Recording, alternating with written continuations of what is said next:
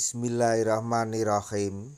Assalamualaikum warahmatullahi wabarakatuh. Masih bersama karduk.com. Pada video kali ini kami akan menyampaikan kabar penting yang datang dari BKN untuk para tenaga honorer terkait dengan seleksi P3K tahun 2024, yaitu BKN telah mengungkap satu syarat wajib yang harus dipenuhi oleh para tenaga honorer jika ingin diangkat menjadi P3K penuh waktu.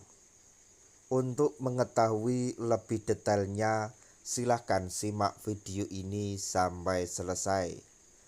Tapi sebelum kami lanjutkan, bagi rekan-rekan yang baru menemukan channel ini, tekan like dan subscribe-nya, dan juga tekan lonceng notifikasinya supaya nanti bisa mengetahui informasi terbaru terkait dengan seleksi P3K atau pengangkatan tenaga honorer menjadi ASN P3K tahun 2024. Sekarang mari kita simak dan cermati penjelasan dari BKN berikut ini supaya nanti tidak gagal paham.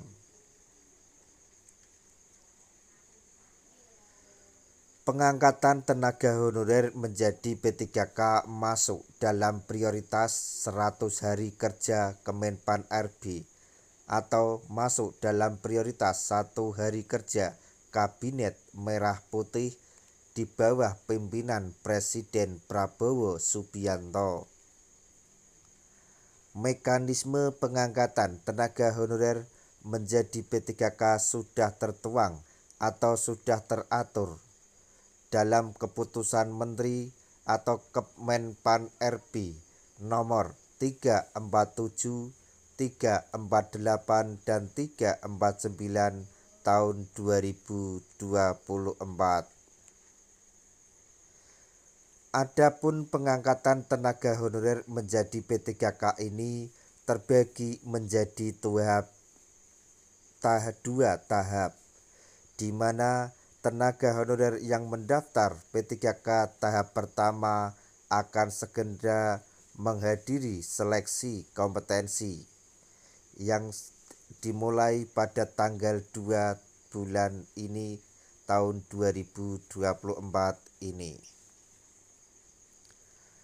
Sedangkan tenaga honorer yang akan mendaftar tahap kedua saat ini masih di tahap seleksi administrasi atau tahap pendaftaran seleksi tahap yang kedua. P3K atau seleksi P3K tahap 1 diprioritaskan untuk THK 2 dan non-ASN yang terdata di database BKN. Sedangkan untuk seleksi tahap 2 dibuka untuk non-ASN yang sudah bekerja minimal 2 tahun akan tetapi tidak masuk dalam database BKN, termasuk PPG atau program pendidikan guru. Mekanisme pengangkatan tenaga honorer ini masih menjadi pertanyaan besar. Namun, tenaga honorer tidak perlu risau atau tidak perlu khawatir. Alasannya, Aris Widianto mengatakan bahwa tenaga honorer yang ingin diangkat menjadi P3K wajib mengikuti seleksi P3K tahun 2024 ini. Jika tenaga honorer tidak mengikuti seluruh rangkaian seleksi, maka tidak akan diangkat menjadi P3K. Adapun kelulusan tenaga honorer nantinya diurut berdasarkan prioritas. Urutannya sebagai berikut. Yang pertama yaitu THK2 atau honorer K2. Kemudian disusul non-ASN yang terdata di dalam database BKN. Dan kemudian non-ASN yang masih aktif bekerja selama 2 tahun minimal dan melamar di instansi yang sama di tempat dia bekerja. Pengangkatan tenaga honorer menjadi P3K juga terbagi menjadi dua, yaitu P3K penuh waktu dan P3K paruh waktu. Tenaga honorer akan diangkat menjadi P3K penuh waktu jika masuk dalam peringkat pertama di seleksi P3K tahun 2024. Dengan syarat tenaga honorer wajib mendaftar di dan mengikuti seluruh rangkaian seleksi P3K.